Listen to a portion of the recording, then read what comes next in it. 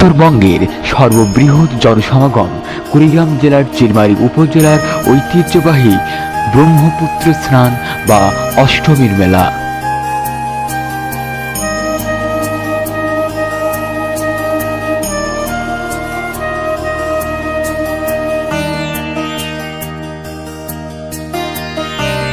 প্রতি বছর চৈত্রের শুক্লাষ্টমী তিথিতে এই মেলা অনুষ্ঠিত হয়ে থাকে। প্রায় 5 কিলোমিটার এলাকা জুড়ে বিস্তৃত এই মেলা দেখতে দূর দূরান্ত থেকে লোকজন আসেন।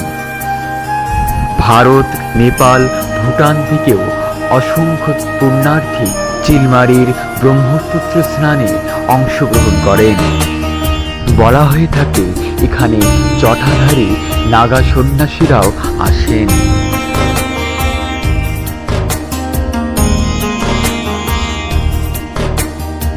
পুরাণকার বলেন, ব্রহ্মার অংশজাত, তাই তিনি ব্রহ্মপুত্র।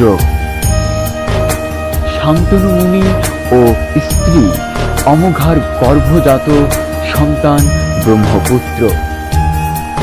কৈলাস পর্বতে ব্রহ্মকুণ্ডে অবস্থান করেছিলেন ভগবান পরশুরাম মাতৃ হত্যাজনিত পাপ বিমোচনে এবং ব্রহ্মপুত্রকে সর্বসম্মুখে উন্মোচন করেন।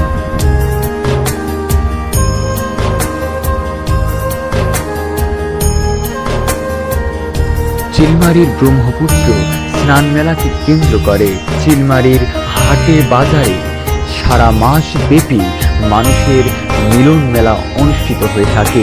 তার মধ্যে রানীগঞ্জ অষ্টমীর মেলা, ফকিরেরহাট অষ্টমীর মেলা, বালাবাড়ি অষ্টমীর মেলা, ব্যাপারীবাজার অষ্টমীর মেলা, রাজারঘাট অষ্টমীর মেলা, নয়ারহাট অষ্টমীর মেলা উল্লেখযোগ্য।